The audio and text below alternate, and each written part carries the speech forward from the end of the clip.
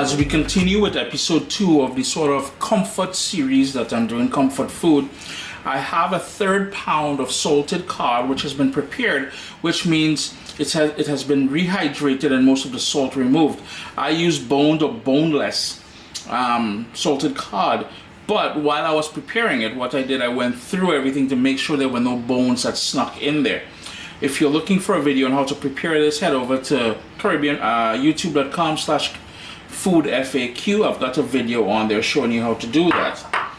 So essentially what we're making is stewed saltfish with taro, and we'll talk about the taro in a minute, but I have 2 scallions, I have 6 cloves of garlic just smashed, I have about 2 tablespoons of parsley, 2 sprigs of thyme, a medium onion, a large tomato sliced up, and 1 Scotch bonnet pepper. If heat is not your thing, you don't have to do it. Now, with a green Scotch bonnet pepper, not fully mature, you're going to get some lovely flavor notes along with a bit of heat. If you wanted to control the heat, you can cut off and remove the seeds and white membrane surrounding the seed. Discard that. I want the bit of heat along with things. The other thing is I'm going to need some black pepper and I'm going to need some olive oil. If you wanted to use coconut oil, vegetable oil, avocado oil, whatever oil you prefer using, you can rock that.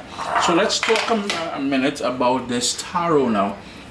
And taro is like dasheen, except, you know, the dasheen that I grew up with was more considered blue food, which means the color wasn't necessarily white, it was more of a bluish color.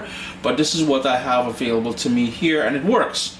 Yeah, so all we need to do is to make it easier, what you can do is cut it up into smaller pieces, like,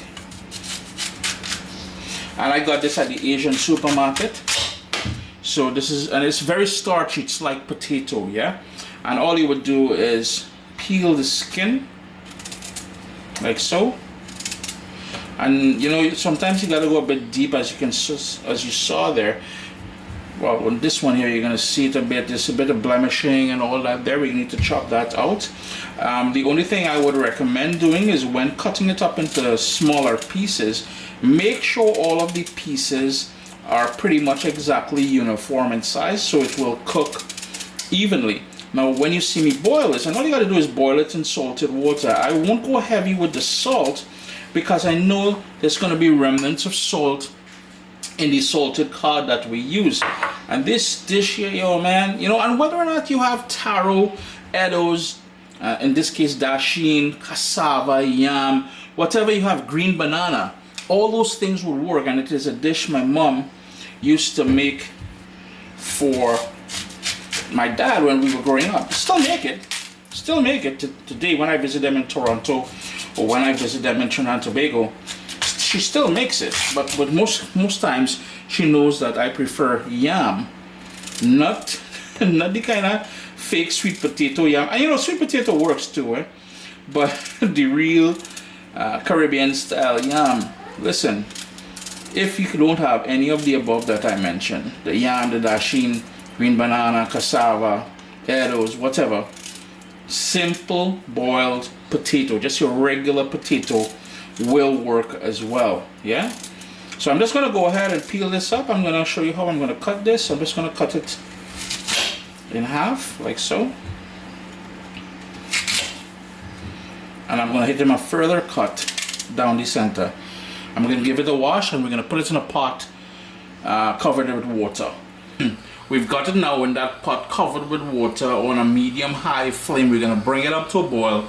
Then we're going to reduce the flame down to a rolling boil. It won't take long, maximum 15-20 minutes, because I find that taro cooks really quickly. Like I said earlier there, we're going to add just a tiny bit of salt just to bring out the true flavors. Listen to that BS. Anyhow, we're going to bring this up to a boil. Then I'm going to shift it over to another burner, let that go on a rolling boil, and we'll start the sort of stewed saltfish element of this dish. Olive oil, be generous. You need about 3 tablespoons of that olive oil. And I'm using a really good olive oil, if I must say. Well, what my budget can afford. But anyways, my heat is on medium heat.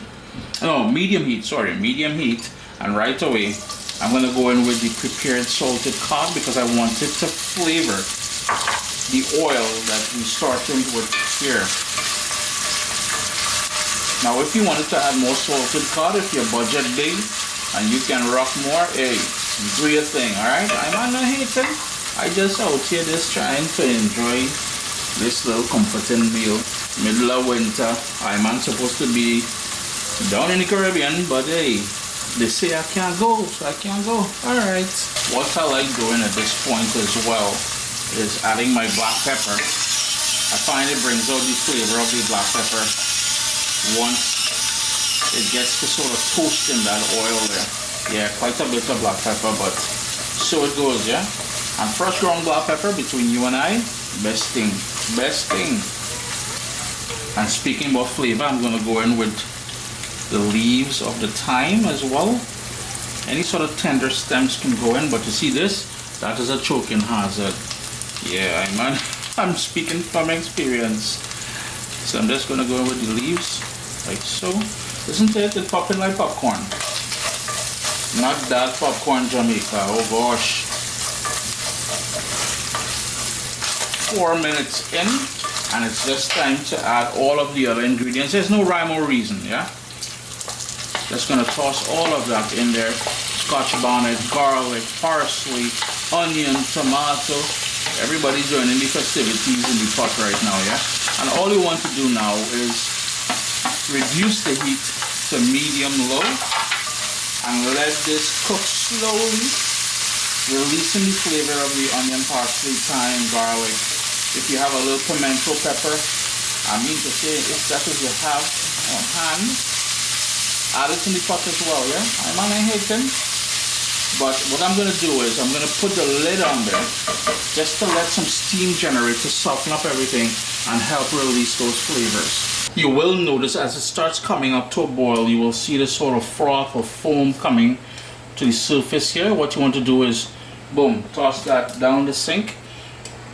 That's just the impurities and the extra starch and stuff like that. We don't really need that in the pot at this point, yeah? So we gonna hit that a stir and let that cook, and I'll show you in a few minutes how to test to see if the taro is fully cooked. It's been about 5 minutes with the lid on and everything is nice and soft. I want to maintain a little bit of texture, so I'm going to shut off the stove and put the lid back on, set it aside until the taro is done cooking. What I forgot to mention earlier when I added the salted cod, and you can use any saltfish that you can source or you like or you can afford, because I find that pollock and all those things can be about a third the price, yeah. So 2/3 cheaper than salted cod. So you can use any saltfish that you have on hand, yeah. But what I forgot to mention, when mommy would make this for my dad, and here's the thing, my dad, you know, I've said this many times, my dad is our hero, whether it's my sisters or my brother and I. The man just, yo, you look up best dad in the dictionary, you will see a picture of my dad with, yo man, the fella just good. But anyhow, we wanted to sort of copy anything my dad would do, so this became one of our favorite dishes, you know. And sometimes it wasn't only about saltfish, sometimes it's about stewed pork and the same ground provision, because we wanted to be like my dad. My sisters never enjoyed this kind of stuff because it wasn't for them. And then the funny thing is, my daughters, they don't really, I've never even seen them eat this before. But I'm hoping that one day that Polly will be like, hey, just like how my brother and I are towards my father. They're still alive, by the way. My dad's 81 and my mom's 75. So we still have them around, man. But anyhow, this is all done. Lid's gonna go back on. I'm gonna shut off the stove and I'm gonna bring the other part with the taro back on here where it's easy to film. It's been about 17 minutes now, and yo, taro is one of them things you gotta play a close eye on, because it will go soggy and sappy and start melting away in no time. So you take a sharp paring knife, and I'll just lift a piece up. Yo, left-handers, I don't know how you all function, man. I can't do anything with my left hand. But anyways, you're gonna take a sharp paring knife, no resistance. Notice how easy I went through there.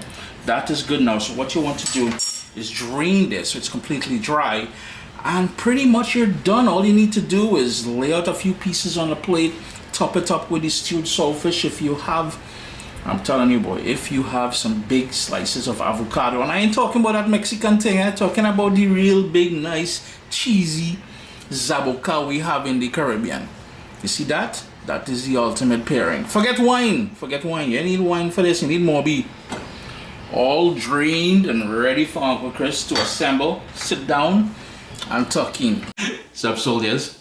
Listen, if you enjoy this recipe, I'd really appreciate it if you hit subscribe and click that bell notification thing. If you've made the recipe, take a picture and send it to me. Email address down here. I mean, trying to tell people the email address, them butts will take the address and do all kind of thing with it. And tag me on Instagram at Caribbean Pod. I really appreciate you guys, and thanks for being in my kitchen with me today. Irie. Chris here, CaribbeanPod.com. Always a pleasure having you all in the kitchen with me. Stewed saltfish with taro. I do hope you all get an opportunity to give this one a try. Very comforting, and you know, it is recipe 2 in the whole sort of comfort food series that I've been doing the last few days. We've got about 4 more recipes coming at you.